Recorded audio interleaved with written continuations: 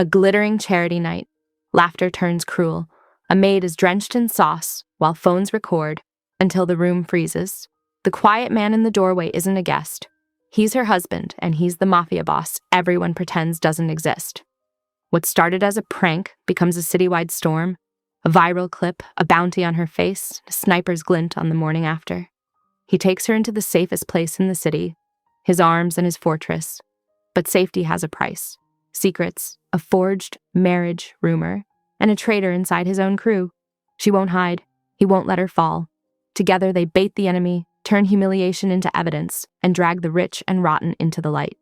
But when a single envelope threatens to break them apart, the war shifts from bullets to truth.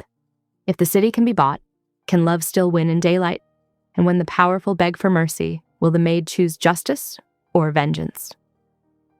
The crystal chandeliers cast a soft glow across the dining level as Elena methodically wiped the mahogany sideboard. Her white uniform crisp despite hours of service, she checked her watch. 8:15 p.m. With practice movements, she logged her breaks end on the staff tablet mounted near the service entrance. The marble floors echoed with the click of her sensible shoes as she lifted a silver tray of delicate mushroom canapes. The usual buzz of wealthy conversation filled the air, punctuated by the clink of champagne flutes and polite laughter. "Look who's back!" Beatrice Moretti's voice cut through the ambient noise. She stood with her brother Lorenzo and Viola, their small circle radiating the particular brand of casual cruelty that came with old money. Their designer clothes probably cost more than Elena's monthly salary. Elena kept her face neutral, continuing her practice path between the gathered guests. She'd learned long ago that silence was her best defense. "So proper, isn't she?" Viola stage whispered, phone already raised to capture whatever was coming. "Like she's trying to prove something." Lorenzo stepped directly into Elena's path, forcing her to stop. "Maybe we should help her feel more authentic?" The wine in his glass sloshed dangerously close to the rim. "Perfect idea," Beatrice purred, reaching for the crystal boat of truffle sauce. Before Elena could step back, Beatrice's arm swept out, dark sauce spattering across Elena's pristine uniform. The rich scent of truffles filled her nose as the warm liquid soaked through to her skin.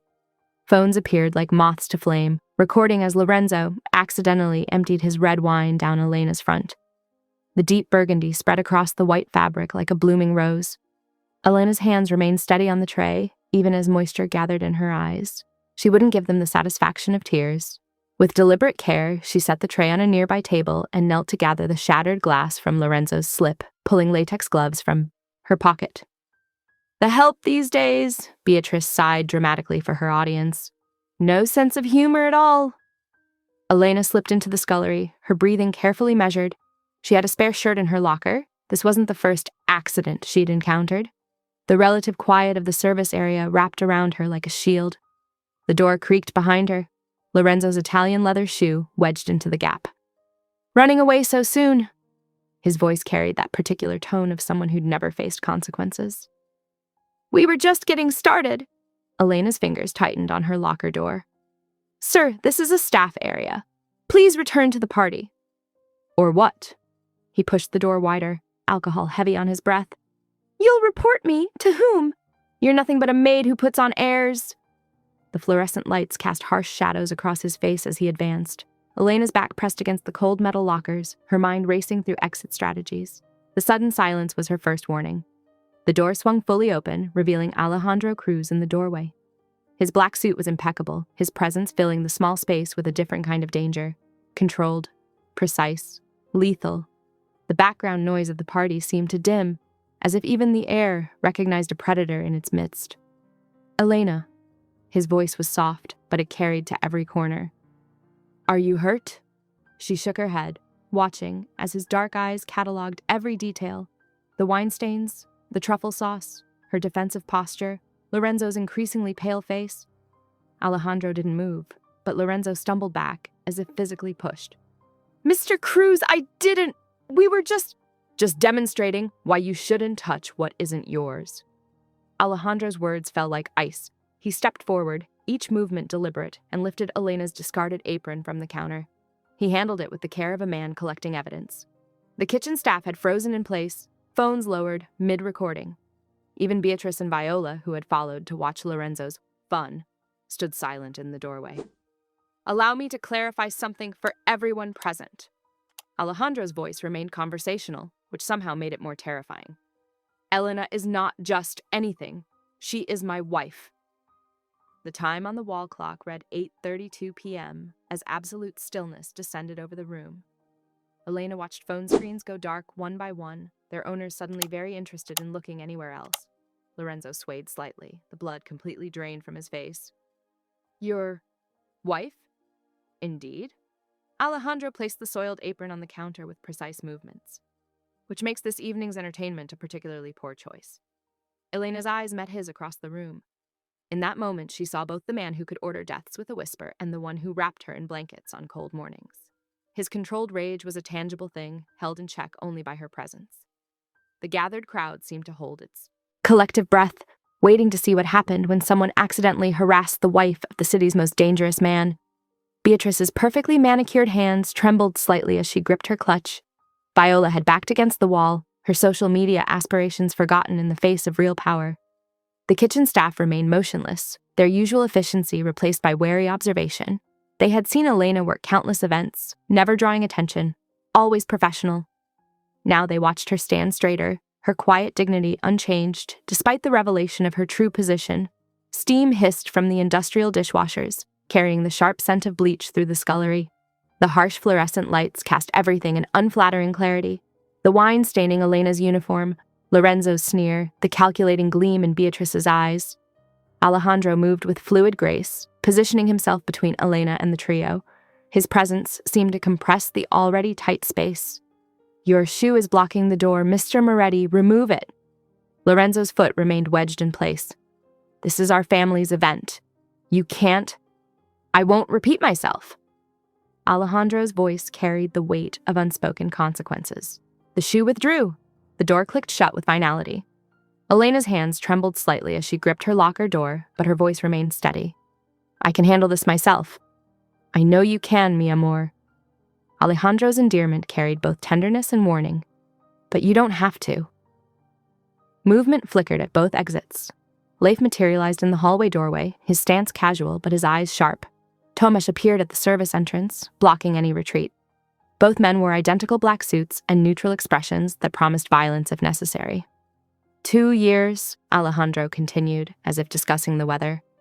"Elena has been my legally wedded wife for 2 years. We kept it quiet to protect her from those who might use her against me." Beatrice's laugh held a brittle edge. "Oh, please! This is obviously some kind of ploy. You expect us to believe you secretly married the help."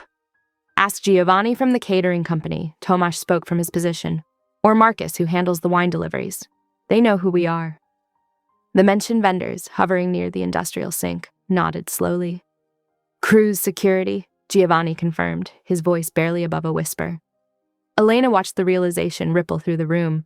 Staff members who had frozen in shock now began moving with exaggerated care, avoiding eye contact.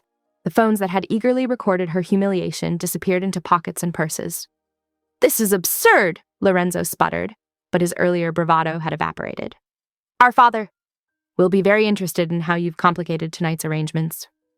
Alejandro's interruption was soft but final. Elena stepped away from the locker, her spine straight despite the wine soaking through her uniform. "I need to clock out properly." Alejandro nodded, understanding her need to maintain professionalism. "Of course, the floor manager should ensure you're paid in full." The floor manager, Mrs. Chen, materialized with the staff tablet. Her efficiency was admirable, though her hands shook slightly as she processed Elena's checkout. The timestamp read 8:45 p.m. Elena retrieved her tote bag from her locker, ignoring the whispers that followed her movement. The familiar weight of her regular clothes inside offered a promise of escape from this nightmare. Beatrice's composure cracked further as Elena walked past. "You can't just—" "I believe we're finished here." Alejandro's tone made it clear this wasn't a suggestion. Leif stepped forward, creating a clear path to the service exit. Elena walked through the kitchen with measured steps, feeling the weight of stairs on her back. The staff she'd worked alongside for months watched with a mixture of shock and dawning comprehension. Sarah, who had shared lunch breaks with her, looked betrayed. Marcus, the wine vendor, couldn't meet her eyes.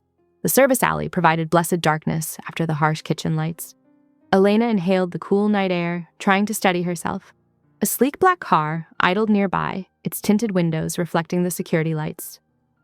"Let me take you home," Alejandro said quietly behind her. The clock on her phone read 8:52 p.m. as she nodded. Through the kitchen windows, she could see phones emerging again, fingers flying over screens. The video of her humiliation would be uploading already, spreading through social media like wildfire. But now it would carry a different weight. Not just another service worker being mocked, but the secret wife of Alejandro Cruz being targeted. "I don't expect anything in return," Alejandro assured her as he opened the car door. "You can handle this however you choose." Elena slid into the leather seat, her damp uniform a stark contrast to the luxury surrounding her. The car's interior smelled of leather and Alejandro's subtle cologne, familiar scents that usually meant safety. Tonight, they reminded her of how dramatically her worlds had collided. Leif took his position in the driver's seat while Tomas scanned the alley one final time before joining them. The engine's purr deepened as they pulled away from the townhouse, leaving behind the chaos they'd unleashed. Elena watched the building shrink in the rearview mirror. In less than an hour, her carefully maintained separation between work and marriage had shattered. The quiet dignity she'd built, the respect she'd earned through competence rather than connection, felt as stained as her uniform. The car glided through nearly empty streets, its progress smooth and silent. Elena could feel Alejandro's attention, careful not to crowd her but ready to support whatever she needed. His hand rested on the seat between them, an offer without demand. Inside the townhouse, she knew the news was spreading. Staff whispered in corners, guests texted furiously, and the Moretti siblings faced the consequences of their actions. But here in the car's quiet sanctuary, Elena allowed herself to process the evening's transformation. Her secret was out, for better or worse. Tomorrow would bring new challenges. Explanations to coworkers, calls from curious society members, decisions about her future in domestic service. But for now, she sat in silence as the city passed by, protected by her husband's presence and her own unwavering strength. Elena's hands trembled as she inserted her key at 9:12 p.m. The lock turned too easily, the door swinging open with a creak that screamed warning. Her small studio apartment, her sanctuary, lay in ruins. "Stay back," Alejandro murmured, moving in front of her. But Elena had already seen enough. Drawers yanked out and emptied, her mattress slashed open like a gutted fish, clothes strewn across the floor. Her heart stopped when she saw the empty ceramic dish on her nightstand. The delicate gold chain that usually held her wedding ring, the ring she'd worn tonight for the first time in months, seeking its familiar comfort, was gone. "Miss Garcia?" Her building super, Mr. Martinez, appeared in the doorway, worry creasing his weathered face.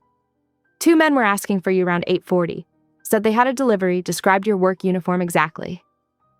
Elena's knees weakened. Someone had followed her from the gala, timed this violation perfectly while she was being humiliated in that kitchen.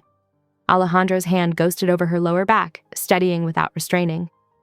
"Were there cameras?" Mr. Martinez shook his head. "Been broken 3 weeks. Management keeps promising to fix them." Elena moved carefully through the wreckage of her home, cataloging the damage. Her laptop was smashed, photo frames shattered, even her small potted herbs knocked from the windowsill. The bathroom door hung crooked on its hinges. "I'll call the police," she said, reaching for her phone. "Already did," Mr. Martinez said. "They said maybe 4-5 hours before a patrol car can come. Budget cuts, you know?" Alejandro's jaw tightened. "Elena, my penthouse has security, just for tonight." "No." The word came automatically. She'd maintained the separation for 2 years.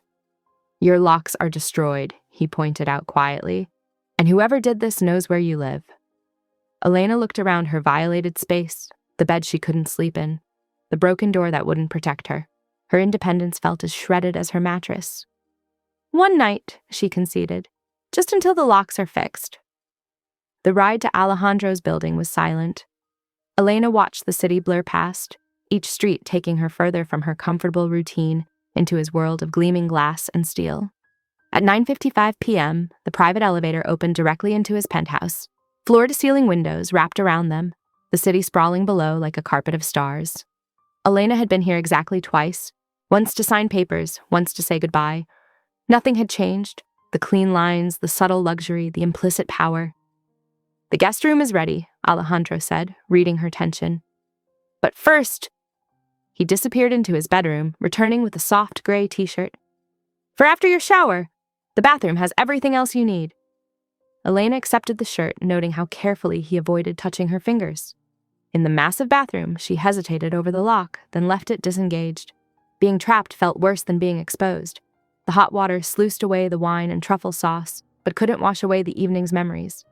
She emerged to find Alejandro in the kitchen, the domestic sight of him whisking eggs almost surreal. "Simple omelet," he explained, not looking up. "With toast, unless you'd prefer something else." "That's fine." She perched on a bar stool, his shirt falling to mid-thigh over her leggings. "Why did you disappear?" He cracked another egg into the bowl. "The Morettis were making moves against smaller operations, absorbing or eliminating them. I needed to appear unattached, unthreatening." "So you married me in secret, then vanished." "I left you your freedom." The omelet sizzled as it hit the pan. "A target can't be used as leverage." "But I was a target tonight anyway." Elena accepted the plate he slid toward her. "They found my apartment." "Because I revealed us publicly." Butter melted into the toast. "I'm sorry. Seeing them hurt you. I reacted." They ate in silence, broken only by forks against plates. The clock ticked past 11 p.m., each minute heavy with unspoken words. "Come see the view," Alejandro finally said, leading her to the terrace. The night air bit through her borrowed shirt. He draped his suit jacket over her shoulders without comment. Below, the street gleamed wet from earlier rain. Elena spotted two unfamiliar SUVs idling at the curb, their presence too deliberate to be innocent. Leif materialized from the shadows. "Sir," unmarked drone hovering 3 buildings east. Elena pulled Alejandro's jacket tighter, breathing in his familiar scent. The city stretched endless around them, beautiful and treacherous. Somewhere in that glittering expanse, someone was watching, waiting, planning their next move.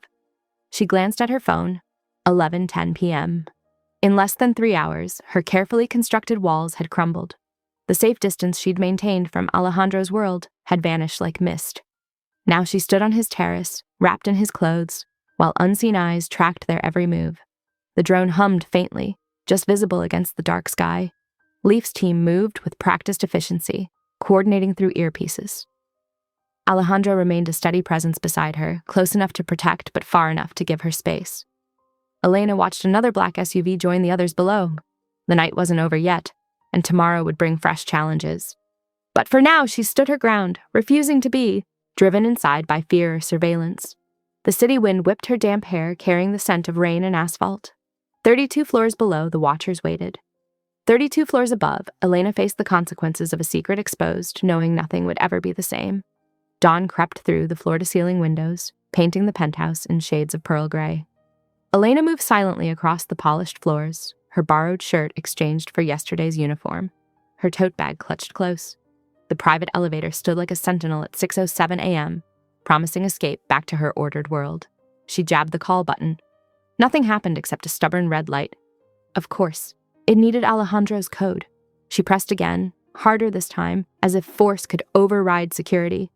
The television caught her attention, its muted screen showing footage from last night. The video had gone viral, but sanitized. Faces blurred, audio stripped, with an innocuous "Charity Angels" caption crawling beneath. Someone with serious legal muscle had cleaned it overnight. "The elevator won't answer without me." Elena turned. Alejandro stood in the kitchen archway, barefoot in sleep pants and a thin t-shirt holding 2 steaming mugs. His hair was slightly mussed, but his eyes were sharp, focused. He'd been awake for hours. "I need to file a report with the agency," she said, "and get my locks changed." "My consigliere found something at 4 a.m. He set both mugs on the counter. "A private forum. They've tagged your photo as leverage against me. There's a bounty." Elena's fingers tightened on her bag strap. "How much?" "The amount doesn't matter. What matters is, they know who you are now." He pushed one mug toward her. Chamomile tea, she recognized the scent. "You have choices. I can hide you completely, move you somewhere new, or..." He paused. "Shield you while you stay visible." "Hide me where? For how long?" The tea's warmth seeped into her cold hands. "I won't live in shadows." "Then don't." His voice held no judgment. "But let me protect you openly." Elena set her mug down and pulled out her phone. Her fingers flew across the screen as she typed. Paused. Deleted. Typed again. After 5 minutes, she had a statement. Last night, I experienced workplace harassment while performing my duties as a contract employee. The attempt to humiliate me was filmed without consent. I reject both the act and any pity it might generate. I stand by my professional record and my dignity. Further statements will follow as appropriate. She showed it to Alejandro. Your media team can distribute this? They can, but use your own email to send it. He read it again. Make it clear these are your words, your choice. She forwarded the statement, then watched the elevator's red light pulse like a tiny heart. Alejandro touched the keypad, numbers flying under his fingers. The doors slid open with a soft chime. You're not leaving me, he said quietly. The city won't let you. It wasn't a threat. It wasn't even a command. It was simple logistics. Her anonymity had shattered like the wine glasses on last night's floor. The careful distance she'd maintained for 2 years had vanished in 17 minutes of viral video. Elena looked at her phone. 7:10 a.m. Outside, car horns began their morning symphony. Inside, Leif's team rotated shifts with military precision while Tomasz swept for surveillance devices, his equipment humming. I'll shower, she conceded.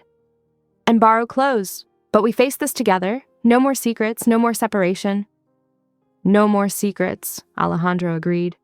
He touched her shoulder, barely there, then withdrew. There's a blue suit in the guest room. It should fit. Elena watched Tomasz work methodically around the apartment, his scanner checking every surface. In the kitchen, Leif briefed his replacement team through an earpiece, his voice low and technical. The morning sun strengthened, throwing long shadows across the floor. She sipped her cooling tea, thinking of her small apartment with its violated space, her workplace with its watching eyes, the forum with its bounty on her face. The city sprawled below, both threat and shelter, filled with people who would recognize her now. Alejandro moved around the kitchen, making breakfast with quiet efficiency. The domesticity felt strange.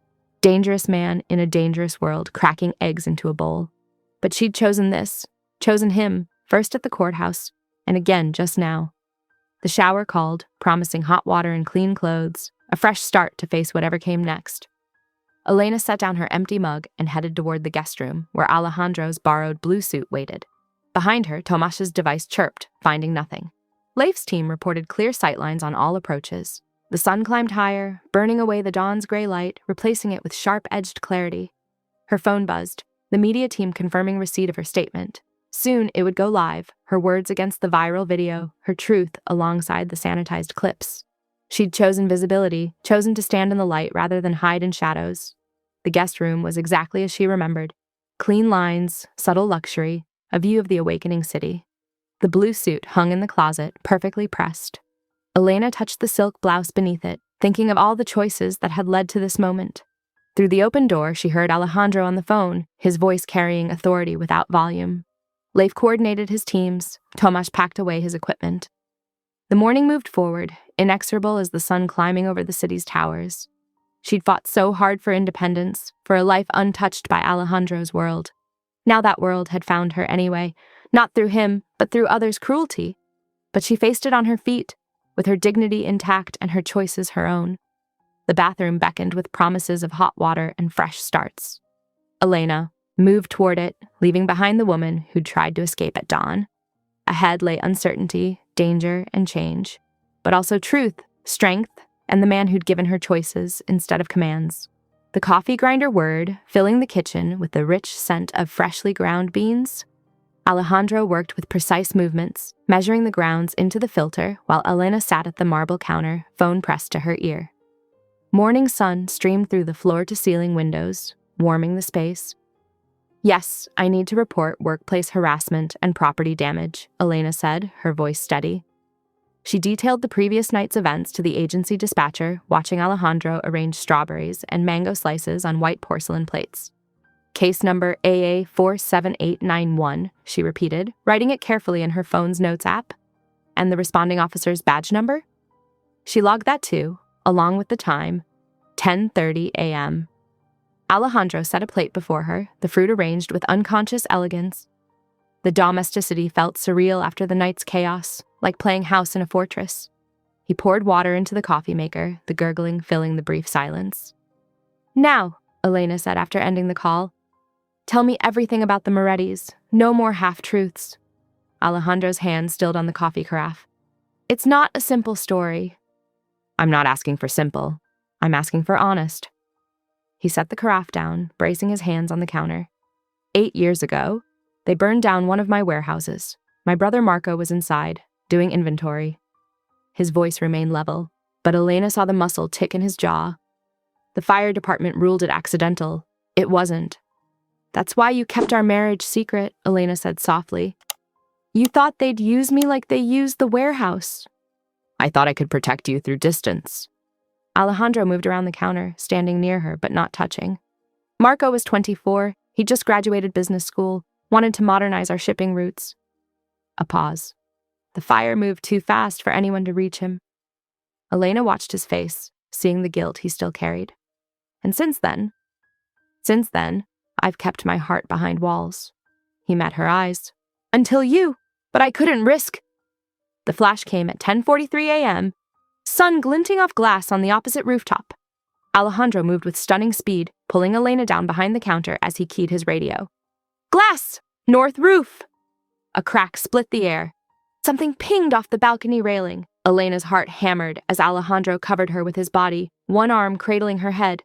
Another crack, this one from a different direction. Target down! Leif's calm voice came through the radio. Sweeping the building now, Tomasz, coordinate evacuation, use the maintenance cover. Elena forced herself to breathe slowly, counting seconds. Through the glass walls, she could see people being guided from the opposite building's top floors. Alejandro's security team moved with practiced efficiency, their dark suits blending with the business crowd. Are you hurt? Alejandro asked, his hands moving over her arms, checking. I'm fine. She caught his hands, feeling the slight tremor in them. His face remained composed, but his fingers shook with the aftermath of fear. I'm okay. They stayed down until Leif gave the all-clear. At 11:05 a.m., a woman in a crisp blazer arrived with evidence bags and tweezers, moving to the balcony where the bullet had struck. Elena recognized her as part of Alejandro's forensic team. 7.62 millimeter, the tech announced, carefully lifting a fragment of metal. Standard sniper round. I'll run the striations, but it's probably a Remington. Elena stood, legs steady despite everything. Brief me. Alejandro touched her arm. Elena. No! She turned to face him fully. I will not be locked away in some safe room. I need to understand what we're facing. She gestured to the tech bagging evidence, to Leif coordinating teams through his earpiece, to the controlled evacuation across the street. This is my life now, too. Brief me. The tech sealed the evidence bag, labeling it with precise handwriting. Outside, the evacuated workers milled on the sidewalk, their confusion visible even from 40 stories up. Leif's voice continued in the background, directing sweeps and establishing new sightlines. Alejandro studied Elena's face, seeing the determination there. Okay, he said finally. Full briefing. But we move to the secure room first, not to hide, but because it's where we keep the intel. Lead the way, Elena said, following him toward a reinforced door disguised as a closet. Behind them, the tech photographed impact angles, while Tomasz's team swept for additional threats. The morning sun continued to pour through the windows, highlighting dust motes and coffee steam, and the new reality of their shared life. Elena's borrowed blue suit felt like armor now, her bare feet silent on the heated floors as she walked beside her husband into his war room. The secure door closed behind them at 11:10 a.m., sealing them into a space filled with monitors and maps. Elena took a seat at the briefing table, back straight, hands folded. Start at the beginning, she said. Tell me everything I need to know to help end this. Alejandro nodded to Leif, who began pulling up files on the main screen. The coffee sat cooling in the kitchen, the fruit untouched on its elegant plates. Outside, the city continued its late morning rhythm, unaware of the bullet fragment now sealed in evidence, unaware of the woman who refused to hide from the dangers circling her new life. The afternoon light slanted through the windows at 1:15 p.m. as Elena sat on the edge of the guest bed, running her fingers over the soft fabric of a charcoal blazer. Alejandro had arranged for a discreet stylist to bring options that would make her feel protected without looking like a trophy. The cut is perfect for you, the stylist said, adjusting the shoulders. She was a petite woman with silver-streaked hair and quick, gentle hands. Professional, but not severe, the trousers are Italian wool. Elena studied herself in the mirror. The outfit was expensive but understated, exactly what she needed to face the public eye. No flashy labels or statement pieces that would scream "kept woman," just clean lines and quality materials that spoke of quiet competence. "Thank you," she told the stylist. "This is exactly right." Her phone buzzed with a notification. Beatrice had posted again, this time an apology video. Elena sat at the small desk in the guest room and played it twice, her eyes sharp. "I want to sincerely apologize for my behavior last night," Beatrice's voice dripped honey and remorse. "It was completely unacceptable to treat any worker that way, regardless of circumstances." But Elena wasn't watching Beatrice's perfectly painted face or practiced hand gestures. Her attention caught on something in the background, a reflection in the lacquered black cabinet behind Beatrice. A man's hand, adorned with a distinctive tattoo, a snake wrapped around a coin. Her breath caught. She'd seen that symbol before in whispered warnings at other service jobs. It belonged to Ignacio Salas, a fixer known for dealing in secrets and shame. Elena found Alejandro in his office, phone pressed to his ear. He ended his call when she entered. "The tattoo in Beatrice's video," she said without preamble. "Snake and coin. That's Ignacio Salas, isn't it?" Alejandro's expression tightened. "Show me." They watched the video together, Elena pointing out the brief reflection. "He deals in blackmail, doesn't he? Is that who's spreading my photos?" "Yes," Alejandro's voice was controlled fury. "He brokers information, specializes in reputation destruction. He probably sold your image to multiple buyers." Elena's jaw set. "Then I want my voice back, not through lawyers or PR firms, through me." Alejandro studied her face, then nodded once. He pressed a button on his desk phone. "Sarah, we need you on speaker." A woman's crisp voice filled the room. "Here, what do you need?" "I want to make a statement," Elena said. "From my personal account. Simple, direct, and true." "Give me parameters," Sarah replied. Elena paced as she thought. "I need to acknowledge what happened without naming names yet. Focus on worker safety, not revenge. Show I won't be silenced, but I'm not declaring war." "Smart," Sarah approved. "Draft something and I'll review for legal landmines." For the next 30 minutes, Elena crafted and refined her words while Alejandro worked quietly at his desk, giving her space to find her voice. Finally, she read it aloud. "Last night, I was assaulted at work. Wine and sauce were dumped on my uniform while people filmed. My home was vandalized. My wedding ring was stolen. I am speaking out not for vengeance, but because every worker deserves safety and dignity. I will not hide in shame or let others write my story. I ask only for accountability and protection for all staff who serve in homes and venues across the city. Violence and humiliation should never be entertainment." Sarah was quiet for a moment. "It's perfect. Personal but professional. Focuses on the broader issue. No legal issues." Elena looked at Alejandro. He nodded. "Your words, your choice." At 2:02 p.m., Elena pressed send. Her hands shook slightly, but her resolve was firm. The response was immediate. Workers began sharing their own stories. Security staff from other venues confirmed the pattern of abuse. Elena's post spread organically without any artificial boost from Alejandro's considerable resources. While Elena monitored the growing discussion, Alejandro's tech team traced digital breadcrumbs. By 3 p.m., they had narrowed Ignacio's current location to a warehouse district near the river. "He's careful," the lead tech reported. "But he's using a very specific VPN setup. We found his pattern." Elena joined Alejandro at the map display. "What's the plan?" "We document the connection between Ignacio and the Morettis," Alejandro said. "Prove they hired him to target you, but we do it carefully. No courtroom testimony that puts you at risk." "We follow the money," Elena suggested. "And the data, like with any other workplace investigation?" Alejandro's lips curved slightly. "Exactly. We treat it like a corporate audit, not a mob war." By 3:30 p.m., they had the outline of a strategy. Elena's post continued gaining traction, reshared by worker advocacy groups and social justice accounts. In the tech room, analysts tracked digital footprints between Ignacio's known accounts and Moretti shell companies. Elena stood at the window, watching the afternoon traffic flow far below. Her new blazer felt like armor, her borrowed clothes now a uniform for a different kind of battle. Behind her, Alejandro's team moved with quiet efficiency, building their case piece by digital piece. Her phone buzzed again. Another worker sharing their story, another voice joining hers. Elena touched the window glass, cool and solid under her fingers. Outside, the city moved in its familiar patterns, while inside, the careful work of justice continued in silence. The evening air carried a hint of autumn as Elena stepped from her taxi at 6:58 p.m. The museum's limestone facade glowed warmly against the darkening sky, its glass doors reflecting the movement of arriving guests. She smoothed her borrowed blazer, a quiet armor of neutral wool that made her feel both protected and exposed. Alejandro's car arrived 2 minutes later, the timing precise enough to seem natural.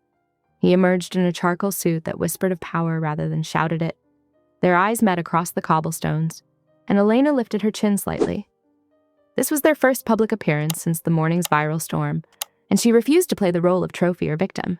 Leif materialized from the shadows, his stance casual but his eyes constantly scanning. He positioned himself near a cluster of potted trees with clear sightlines to all approaches. Tomasz had already slipped inside, blending seamlessly with the security staff. They converged at the entrance, as if by accident, Alejandro's hand ghosting over the small of Elena's back. "Ready?" he murmured. "Yes." She kept her voice steady, matching his measured pace as they entered. The fundraiser occupied the museum's modern wing, all soaring ceilings and dramatic lighting. Elena noticed how Alejandro kept her on his right side, his dominant hand free. She also noticed how he guided them through the crowd efficiently, never letting anyone box them in. Whispers followed them like perfume. Elena caught fragments. The maid from the video, and Cruz's secret wife. She met each curious glance with calm dignity, refusing to shrink. They drifted through the galleries, pausing before paintings that caught their interest. In a quiet room devoted to maritime art, they found themselves alone, except for the watchful presence of Tomasz near the doorway. Alejandro stopped before a massive canvas depicting a storm-tossed ship. The gallery's hushed atmosphere seemed to create a bubble of privacy around them. "The warehouse was like this," he said softly, gesturing to the roiling waves in the painting. Chaos. Smoke. My brother Marco was inside when they set the fire. Elena touched his arm gently, feeling the tension in his muscles. "The Morettis made it look like an accident," he continued. "But Marco had discovered their smuggling operation. He was going to expose them." His voice carried old pain, carefully controlled. "After that, I built walls. Around my heart, my business, my life. When we married, I thought I could protect you with silence and distance." He turned to face her fully, his eyes intense. 3 months ago, I had divorce papers drawn up. Elena's breath caught, but she didn't pull away. "I convinced myself it was love," he said. "That letting you go would keep you safe. But I never filed them with the court. I couldn't bear to make it real." "And now?" Elena asked quietly. "Now I know better. Hiding you didn't protect you. It left you vulnerable. You deserve to stand in the light, even if that light draws shadows." Elena stepped closer, drawn by the raw honesty in his voice. "I choose my own risks," she reminded him. "Yes," he agreed. "You do." He cupped her face with careful hands, and Elena rose to meet him. Their kiss was slow and deep, an anchoring in the storm. She tasted his restraint, his fear of breaking her, and kissed him harder to show her strength. A sharp electronic wail shattered the moment. Alarm lights strobed across the paintings, turning the peaceful seascapes into something more sinister. Alejandro's earpiece crackled with urgent voices. "Report!" he commanded, instantly shifting from lover to tactician.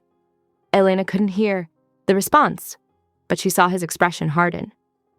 "Breach in the service stairwell," he told her, voice clipped. 7:38 p.m. Stay behind this." He guided her behind a massive marble plinth supporting a bronze sculpture. Tomasz appeared silently at his shoulder, weapon already drawn but held low and professional. They moved with practiced coordination toward the stairwell entrance, communicating in quick hand signals. "Elena," Alejandro's voice carried across the space, "promise me you won't run." She gripped her phone tightly, thumb hovering over the emergency contact he'd programmed.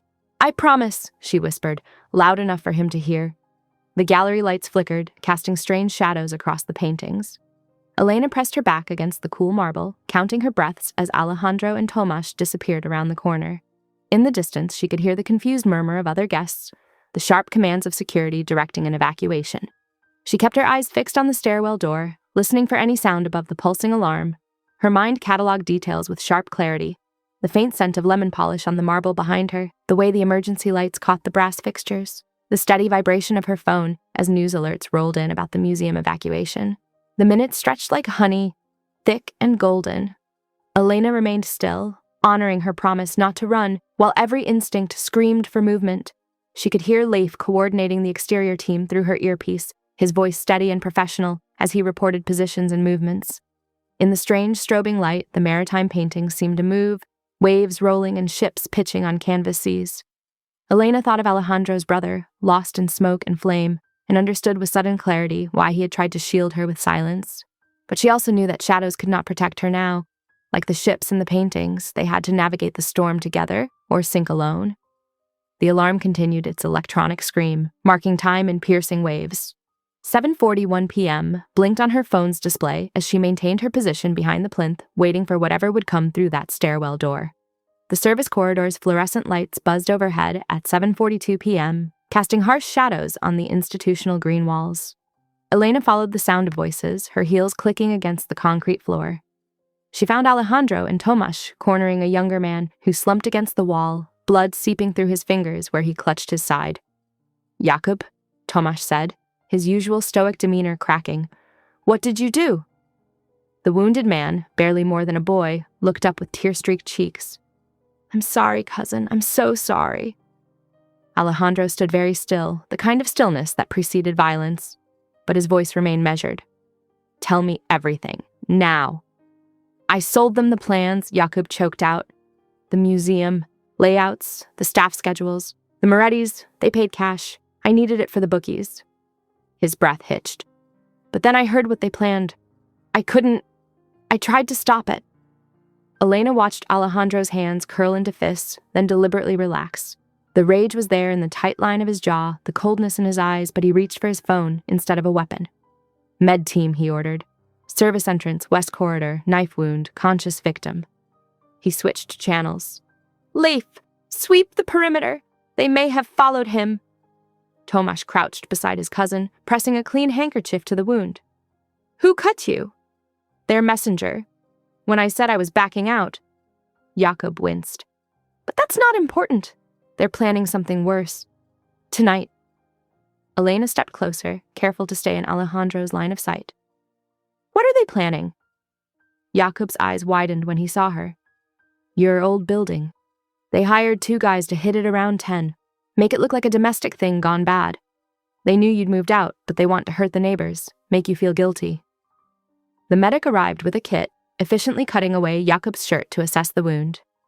Elena watched the professional care, thinking of innocent people in her building, the elderly couple next door, the single mom above her, the students sharing the basement unit. "We need to evacuate the building," she said. Alejandro shook his head. "Too obvious. They'll just delay or change targets." "Then we don't evacuate." Elena squared her shoulders. "We go back, openly. Give them the target they want, but on our terms." "No." Alejandro's voice was granite. "Yes," she insisted. "With visible security so they know we're ready, but hidden backup to catch them when they commit. They'll have to adapt their plan on the fly." "It's too dangerous." "More dangerous than letting them hurt innocent people?" Elena met his gaze steadily. "I can text Marco, the super. Tell him I need to collect important papers. It's a natural reason to return." Alejandro studied her face, jaw working. She could see him calculating risks, weighing options. The medic finished bandaging Jakub, who looked marginally less pale. "If we do this," Alejandro said finally, "we do it my way, full protective detail. Bulletproof vest under your clothes. You stay within arm's reach of me or Leif at all times." Elena nodded. "Agreed." Tomasz helped Jakub to his feet. "I'll get him to the clinic, then join you." "No," Alejandro's voice was firm. "Stay with him. Make sure he tells our analysts everything he knows about their operation. Names, dates, contacts." Jakub swayed. "I'll tell you everything, I swear." Alejandro turned to his radio again. "Leif? New situation. Meet us at the north exit in 5 minutes. Bring the level 3 kit." Elena pulled out her phone, checking the time. 7:58 p.m. She composed a careful text to her super. "Need to pick up some documents from my apartment. We'll stop by around 10 with security since the break-in. Sorry for the late notice." The response came quickly. "No problem. I'll be in my office until 11. "Time check," Alejandro announced. 8:05 p.m. "Leif, what's your status?" "Loading surveillance package now," came the calm reply. "We'll have cameras and medical supplies staged on the 4th floor before you arrive. Recommend approaching from the south alley."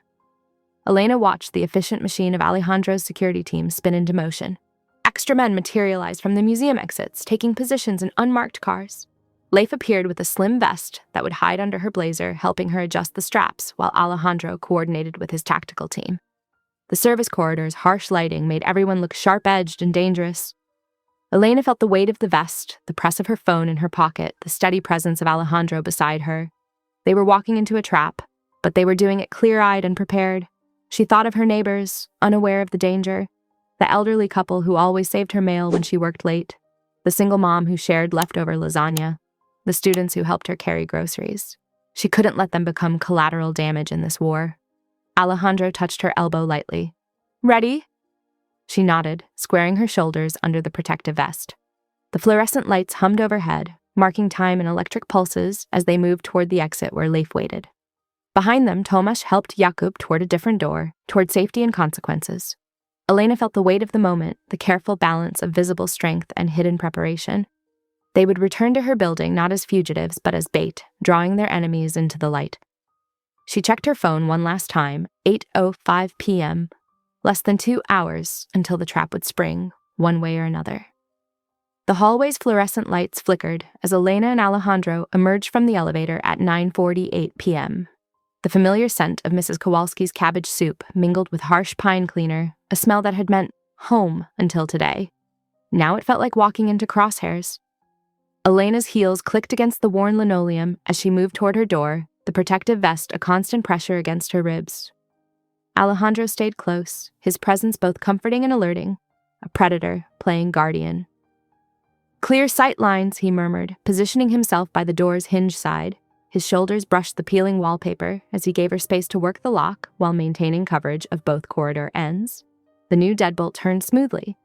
Marco had done good work replacing it after the break-in. Elena pushed the door open, noting the fresh scratches around the frame. Her apartment still showed signs of the invasion. Drawers askew, papers scattered, her life turned inside out by strangers' hands. Footsteps echoed in the stairwell, too heavy for the usual residents. Elena's pulse quickened, but she kept her movements deliberate, natural. A door creaked. Mr. Marco's office down the hall. His familiar shuffle approached. "Miss Elena? Everything okay with the new lock?" Before she could warn him back, 2 figures in dark hoodies burst from the stairwell. Metal glinted under the buzzing lights. The first attacker lunged toward Elena, blade extended. The second, seeing Marco, changed course with predatory instinct. Alejandro moved like liquid violence. He caught the first man's knife arm, twisting until something snapped with a wet crack. The weapon clattered to the floor as the attacker howled. In the same fluid motion, Alejandro swept the man's legs, dropping him hard. The second assailant reached Marco, who stumbled backward with a startled cry. But Leif materialized from the shadows, silent and efficient. He locked the attacker's arm behind his back, forcing him face first into the wall. The knife joined its twin on the floor. "Elena!" Marco clutched his arm, blood seeping between his fingers. She rushed to him, pushing aside her shaking hands to focus on first aid. "Sit down, Marco. Let me see." The cut was long, but not deep, running along his forearm. Elena grabbed clean towels from her open apartment, applying direct pressure. Mrs. Peterson from 4B poked her head out, gasping at the scene. "Call 911, Elena instructed firmly. "Tell them exactly this. Knife assault, 2 suspects restrained, 1 civilian bleeding. Can you repeat that?" The elderly woman nodded, clutching her phone. "Knife assault, 2 suspects restrained, 1 civilian bleeding." "Good. Make the call now." Alejandro's team moved with practiced efficiency, securing the attackers with zip ties while maintaining their cover as concerned neighbors. Leif patted down both men, removing phones and wallets. The first attacker kept moaning about his wrist.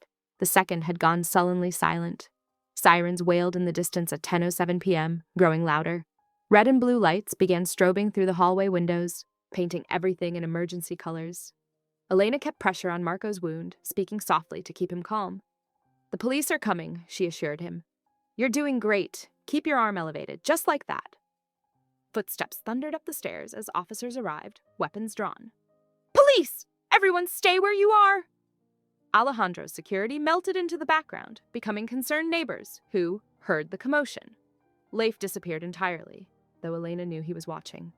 Alejandro himself stayed visible, but unremarkable, a wealthy resident who happened to be visiting. Paramedics followed, taking over Marco's care. Elena stepped back, letting them work. An officer approached her, notebook ready. "Can you tell me what happened, ma'am?" Elena kept her voice steady, clinical. "I was returning to collect some documents from my apartment. These two men came from the stairwell with knives. They attacked me and Mr. Marco, the building superintendent. Several neighbors helped subdue them until police arrived." "Did you know these men?" "No, I've never seen them before." "Any idea why they might target you?" Elena chose her words carefully. "I was assaulted at work earlier today by different individuals. My apartment was also vandalized. I filed reports for both incidents." She provided the case numbers, watching the officer write them down. More questions followed. Elena answered each one truthfully, while protecting her neighbors from deeper involvement.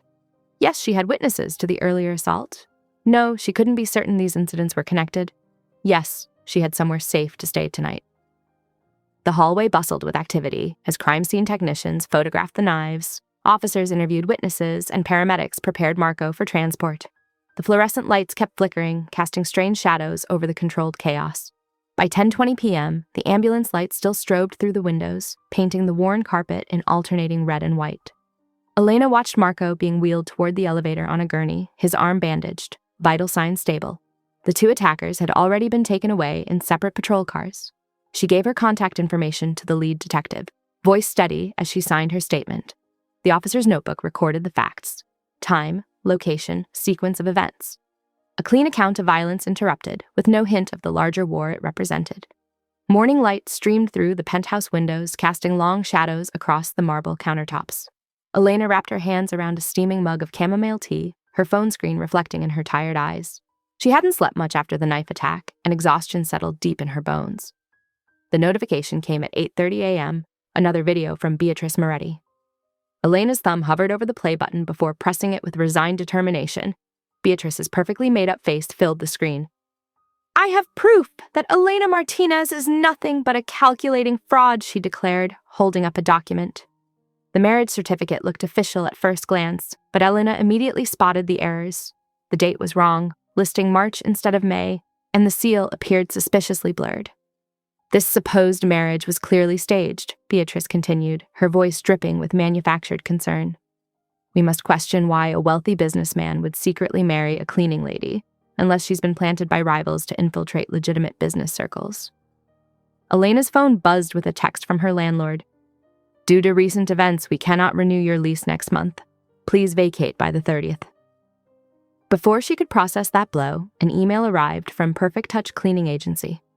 "Employment suspended, pending internal review of recent incidents. Please do not contact clients directly." Her hands trembled slightly as she set down her phone. They were systematically stripping away her independence, her home, her job, her credibility. Alejandro entered from his home office, his expression darkening when he saw her face. "What happened?" She wordlessly turned her phone toward him. He scanned the messages, jaw tightening. "I'll get the original certificate from the safe. That forgery won't stand up to scrutiny." Elena followed him to his study, watching as he entered the combination to the wall safe. The heavy door swung open, revealing neat stacks of documents. As Alejandro reached for their marriage paperwork, another envelope caught Elena's eye. It was thick, cream-colored, with both their names written in precise handwriting. Her heart stopped. Even from where she stood, she could make out the heading: Petition for Dissolution of Marriage. Divorce papers. He'd had them drawn up months ago. The room suddenly felt airless. Elena took a step back, then another, her mind racing. Everything, the hidden marriage, the protection, even last night's rescue, felt hollow. She wasn't his wife. She was a liability he'd tried to remove legally before circumstance forced his hand. "Elena?" Alejandro turned, seeing her expression. "Those aren't what you think. You don't need to explain." Her voice came out steadier than she felt. "You made your intentions clear months ago." She walked quickly to the kitchen, grabbing her tote bag from the counter. Her few possessions from the vandalized apartment were still inside. It was enough. "I never filed them," Alejandro said, following her. "It was a mistake made from fear, not lack of love." Elena pressed the elevator button, grateful when the doors opened immediately. "Love doesn't prepare divorce papers in secret." She stepped inside. "Don't follow me. I won't be another strategy in your war." The last thing she saw before the doors closed was Alejandro's face, Not angry or controlling, but wounded in a way that almost made her stay. Almost. Outside, the morning air bit at her cheeks. Elena walked quickly, no destination in mind except away. Her phone buzzed. Alejandro, then Leif. She ignored both. She passed coffee shops filling with morning customers, office workers hurrying to meetings, dog walkers juggling multiple leashes, normal life continuing while hers unraveled. The city felt both too big and too small, filled with eyes that might recognize her from viral videos and news stories. At 9:15 a.m., she found herself near St. Catherine's Women's Shelter. She used to clean here on weekends, refusing payment because the shelter's funding barely covered essentials. The worn brick building represented everything she believed in: dignity, independence, safety on one's own terms. Sister Margaret was at the front desk, her kind face lighting with recognition. "Elena, what brings you—" She stopped, taking in Elena's expression. "Come in, dear. You look like you need tea and a quiet moment." The shelter smelled of industrial cleaner and fresh. Bread from the kitchen. Elena followed Sister Margaret to her small office, sinking into the familiar chair where she used to rest between cleaning shifts. "I need a bed," Elena said quietly. "Just for tonight, and maybe a corner where I can think without anyone finding me." Sister Margaret didn't press for details. She simply nodded, pulling out intake forms with practiced efficiency. "Room 4 is empty, the lock works, and the window faces the garden." She paused, pen hovering. "Should I be concerned about anyone looking for you?" Elena thought of Leif, who was probably already positioned somewhere nearby, respecting her space while ensuring her safety. No, the danger isn't from the person who might look. By 9:40 a.m., Elena sat on a narrow bed in room 4, her tote beside her. The window overlooked the shelter's small vegetable garden where she'd once helped plant tomatoes. On the bedside table, Sister Margaret had left a notepad, pen, and a chocolate bar, tools for thinking and comfort. Elena stared at the blank paper, trying to untangle her thoughts. The marriage certificate in Alejandro's safe proved their union was real. The divorce papers proved he'd once wanted to end it. The attack last night proved the danger was real. But sitting in this shelter, where she'd once helped other women rebuild their lives, she faced the hardest question. What did she want to be real? Alejandro stood in his silent penthouse kitchen, the morning sun harsh against marble counters that still held Elena's empty tea mug. He pulled the cream-colored envelope from his pocket. Those damn divorce papers he'd drafted in a moment of misguided protection. The weight of them felt like stones in his hands. At 11:15 a.m., he struck a match. The flame caught the corner of the envelope, curling the expensive paper into ash. He held it over the sink, watching his greatest mistake burn. The fire consumed page after page of legal language that had nearly destroyed everything he held dear. Smoke spiraled up, carrying with it the acrid smell of burning ink and regret. "We fight in daylight now," he murmured, running water over the ashes until they dissolved. His phone buzzed, Tomasz confirming positions around Ignacio's warehouse. The plan was elegant in its simplicity. Use the system's own rules as weapons. No guns, no threats, just the inexorable machinery of municipal code enforcement. At 12:20 p.m., Alejandro's convoy pulled up to the warehouse district. The health inspector, Ms. Chen, adjusted her badge with the confidence of someone who'd shut down rat-infested restaurants without flinching. The code enforcement team carried tablets loaded with violations. His own investigators wore suits and carried briefcases, blending perfectly with the bureaucratic assault. "Remember," Alejandro instructed, "everything by the book. Document every step."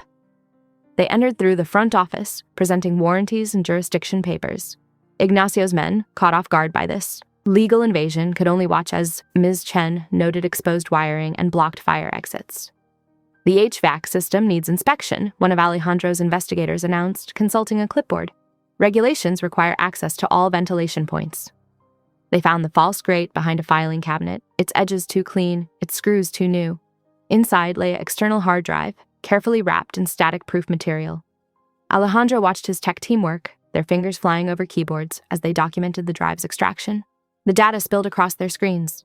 Spreadsheets tracking payments from Moretti shell companies to known hitmen, including the two from Elena's building. Email threads revealed a federal liaison promising to manage any investigations, his price listed in neat columns. "Sir," his attorney said quietly, "this is enough for an emergency filing, but we need a judge who won't bow to pressure." "Judge Martinez," Alejandro replied. "She hates when power bypasses law." The next hours moved with precision. His legal team assembled documents while the inspectors completed their reports. Every piece of evidence was logged, photographed, and time-stamped. They created an unbreakable chain of custody, broadcasting key files to secure servers. At 3:10 p.m., they presented their case in Judge Martinez's chambers. The judge, a woman with steel-gray hair and eyes that missed nothing, reviewed the health inspector's findings and the attorney's emergency motion. "This warrant request is unusual," she noted, studying the evidence of federal corruption. "But the documentation is impeccable, and the public safety risk is clear." She signed the orders with swift strokes. "Use these appropriately, Mr. Cruz." Alejandro left the courthouse. At 3:45 p.m., the weight of victory tempered by Elena's absence. He directed his driver to detour through the market district where shopkeepers were sweeping their sidewalks clean. A flower vendor was wrapping the last of his day's stock. Alejandro selected blooms with care, white lilies for truth, blue iris for faith, and a single red rose for the love he should have spoken sooner. The vendor wrapped them in brown paper, tying the bundle with twine. By 4:05 p.m., Alejandro stood at his car, holding both the flowers and a flash drive containing copies of Ignacio's records. The drive weighed less than the gun holstered under his jacket, but its power was infinitely greater. In his other hand, the flowers represented something else entirely. Not a plea for forgiveness, but a promise to fight differently. The city hummed around him, traffic flowing, pedestrians hurrying past, life continuing its rhythm. Somewhere in this maze of streets, Elena was crafting her own path. He would not chase her. She deserved the dignity of choice. But he would fight in the open now, using light instead of shadows, law instead of force. His phone vibrated with updates. Leaf maintaining discreet watch on the shelter, ensuring Elena's safety without intrusion. Tomasz coordinating with federal contacts who remained clean. His PR team preparing releases that would expose corruption without endangering witnesses. The flash drive held enough evidence to topple empires, both criminal and official. The flowers carried the weight of truth finally spoken. Together they represented the man he needed to be, one who could protect without controlling, love without fear, and fight without losing his soul. Standing in the fading afternoon light, Alejandro felt the shift in his world. The old ways of secrets and shadows had cost him everything that mattered. Now, with evidence legally obtained and warrants properly issued, he would show Elena that love could exist in daylight. The vendor finished sweeping his corner, the broom strokes precise and purposeful. Like the man's simple task, Alejandro's path forward was clear. One step at a time, everything in the open, no more hiding. The flowers in his hand were not a weapon or a shield, but a bridge, if Elena chose to cross it. The shelter's common room glowed with amber light at 5:30 p.m., worn couches and folding chairs, arranged in a circle that spoke of countless support meetings. Steam rose from industrial washing machines down the hall, mixing with the aroma of vegetable soup simmering in the kitchen.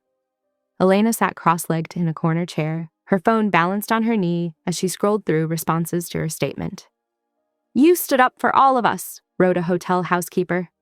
"They thought we wouldn't notice. We did," commented a catering worker. "This isn't about revenge. It's about dignity," added another. The messages blurred as tears threatened. Elena blinked them back, wrapping her hands around a ceramic mug that had seen better days. Its warmth anchored her as she considered how her private humiliation had become a rallying point for others who'd faced similar treatment. Ms. Rose, the shelter's evening coordinator, moved quietly through the room, adjusting thermostats and checking on residents. The television murmured in the background, local news covering the surprise inspection of a warehouse district. Elena recognized the address, but said nothing, sipping her cooling tea. At 5:45 p.m., the front buzzer sounded. Through the security monitor, Elena watched Alejandro step into view. No security team flanked him. No dark cars idled at the curb. He stood alone, holding brown-wrapped flowers and a slim envelope. Ms. Rose checked the monitors, then buzzed him in. Residents shifted in their seats, some gathering closer out of curiosity, others maintaining careful distance. The shelter's protocol required all visitors to remain in common areas, every interaction visible. Alejandro entered with measured steps. His suit was impeccable as always, but his eyes held something raw and unguarded. He walked to where Elena sat, but didn't tower over her. Instead, he lowered himself to one knee, placing the flowers and envelope on a nearby table. "I know you hate grand gestures," he said, his voice carrying in the quiet room. "They usually hide something, so I'm here with nothing hidden." Elena set down her mug, aware of every eye in the room. This was the opposite of their courthouse wedding. No shadows, no whispers, no rushed signatures and hurried goodbyes. "I chose silence over love once," Alejandro continued. "I thought I was protecting you by keeping you separate from my world. I was wrong. All I did was leave you vulnerable and alone." He explained about the warehouse raid, conducted in daylight with proper warrants, about ledgers showing payment trails and corrupted officials. His tech team had already transmitted key evidence to multiple secure locations, making it impossible to bury. "The federal liaison who promised to manage any investigation is being questioned right now," he said. "By tomorrow, the Moretti connection to Ignacio will be public record, not through violence or threats, through paperwork and proper channels." Elena noticed how residents who'd tensed at his entrance began to relax, some nodding at his words. Ms. Rose stood nearby, watchful but not worried. "The divorce papers you saw," Alejandro said, his voice catching slightly, "were my fear speaking. I thought if I let you go officially, my enemies would have no reason to hurt you. But I never filed them because I couldn't bear to make it real." He gestured to the envelope he'd brought. "Those are the original papers, the only copy. You can destroy them yourself, or we can do it together. Whatever you choose." Elena studied him, noting the tension in his shoulders, the way his hands wanted to reach for her but remained carefully still. "You're asking for a second chance." "A second first chance," he corrected. "No conditions except complete honesty. No more protected circles where you can't stand beside me. No more secrets about who we are to each other." The practical questions came naturally. How would security work? In public? At events? "You approve all protocols," he answered immediately. "You meet the team, know their backgrounds, set boundaries. They protect but don't control. And my own accounts? My work? Separate accounts in your name only. And that program you mentioned for training and placing domestic workers, I'll fund it, but you run it. Your name, your rules, your vision." A resident who'd been quiet until now spoke up. "He's really letting you call the shots?" Elena appreciated the woman's skepticism. It matched her own initial reaction. But Alejandro didn't bristle at the question. "She's always called the shots," he said, still kneeling. "I just needed to learn how to listen." The room had grown fuller as residents drifted in from the kitchen and laundry area. They created an informal circle of witnesses, their presence making this moment impossible to take back or deny later. Elena set her mug aside and stood. "Get up," she said softly. Alejandro rose, slowly, uncertain, until she stepped forward and fit herself against him. His arms came around her carefully, like she was precious but not breakable. Quiet applause rippled through the room. Ms. Rose wiped her eyes with her sleeve. Even the most cautious residents offered small smiles. "I'll come home with you now," Elena said against his chest, "and you'll tell me everything again in private. Not because I don't believe you here, but because I want to hear it when it's just us." "Everything worked," he promised. "Whatever you want to know." She drew back enough to meet his gaze. "This isn't surrender," she told him. "This is choice." The distinction mattered. She felt it in the way he held her, in the respectful nods from the shelter staff, in the approving murmurs from women who knew the difference between being claimed and choosing to belong. The flowers lay forgotten on the table, but their scent, lily and iris and rose, mingled with soup steam and laundry warmth, making the institutional room feel briefly like consecrated space. Here, in front of witnesses who understood both violence and healing, they began again. Dawn broke over the city with purpose. At precisely 9 a.m., tactical teams moved in synchronized formation. Badge flashes and radio crackles pierced the morning quiet as warrant teams descended on Beatrice's marble townhouse and Ignacio's secondary office simultaneously. Elena watched the live stream from Alejandro's penthouse, her fingers laced through his. On split screens, officers secured both locations with practiced efficiency. Evidence bags emerged from hidden safes and false walls. At Ignacio's office, tech specialists retrieved hard drives while forensic teams photographed document trails. "It's really happening," Elena murmured, watching Beatrice's perfect facade crack as agents led her past her imported topiaries. "In daylight," Alejandro confirmed. "Everything documented, everything legal." By 10:30 a.m., major networks picked up the story. The evidence packet Alejandro's team had prepared landed in newsrooms across the city. Bank records, shell company documents, time-stamped communications between Beatrice and Ignacio detailing their plan to weaponize Elena's humiliation. Elena's phone buzzed with messages from former coworkers and clients expressing support. The cleaning agency that had dropped her sent a carefully worded apology, offering to reinstate her contract. She declined with polite finality. At noon, cameras crowded the courthouse steps.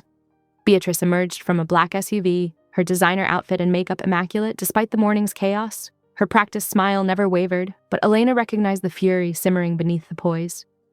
She still thinks she can control the narrative, Elena observed. Not anymore, Alejandro said quietly. Watch. As if on cue, reporters began shouting questions about specific dates and transactions, armed with details from the evidence packet. Beatrice's smile froze as she realized the story had solidified beyond her ability to reshape it. By 2 o'clock, Elena and Alejandro stood in the townhouse where everything had begun. Evidence markers dotted the marble floors where she'd once cleaned on hands and knees. The scullery where Alejandro had first claimed her publicly was sealed with crime scene tape. Strange to see it like this, Elena said, looking around the space that had haunted her dreams. Nothing here can hurt you now, Alejandro assured her, though his hand stayed protectively at her lower back.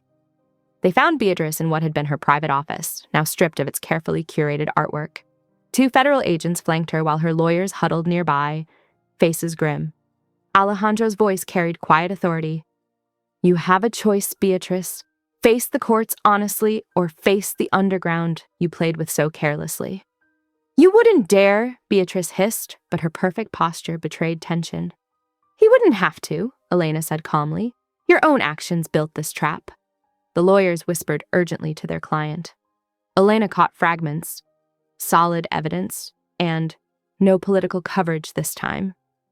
Beatrice's shoulders slumped fractionally as she realized her usual shields had evaporated. I choose court, she said finally, each word bitter. That night, Elena moved into the penthouse guest room. I need time, she explained. Not to decide, I've already chosen you, but to rebuild. Alejandro nodded, understanding in his eyes. Whatever you need, I'll be here. They settled into a careful routine, meals shared at the kitchen island, quiet conversations on the terrace, small touches that grew more natural each day. Elena used the time to process everything that had happened, while Alejandro proved his commitment to transparency through actions rather than words. On the second night, she found him in the kitchen at midnight making tea. Couldn't sleep, she asked. Keeping watch, he admitted. Old habits. She touched his arm. Come to bed. His eyes searched her face. Elena, to sleep, she clarified. Just sleep. I'm ready for that much. They lay together in the master bedroom, a careful space between them until Elena reached for his hand in the dark. By morning, they'd gravitated closer, her head on his chest, his arm curved protectively around her. The following week brought their vow renewal in a small chapel that smelled of beeswax and roses. No hiding, no rush, just them and a handful of witnesses who'd earned their trust. Elena wore her wedding ring openly on her finger, never again to be hidden on a chain. I choose you, she said clearly. Not in secret, not in shadow, here in the light. I choose you, Alejandro echoed. No more walls between us, no more protected circles where you can't stand beside me. They returned home and made love with sunlight streaming through open windows. Phones silenced, the city's rhythm a distant pulse below. Every touch erased old fears. Every kiss rebuilt trust. 1 week later, Elena stood on a small stage at the community center, launching her program for hospitality workers.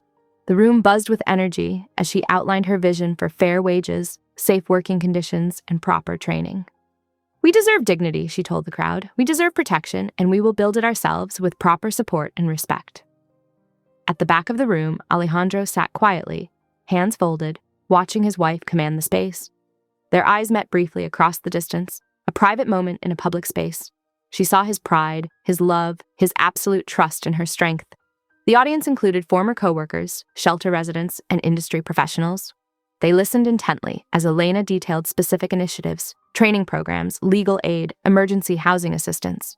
Her voice carried authority earned through experience and resilience. The same city that had once watched her humiliation now hung on her words. Transformed by her refusal to be silenced, she stood tall, speaking truth to power while married to power itself, a balance only she could maintain.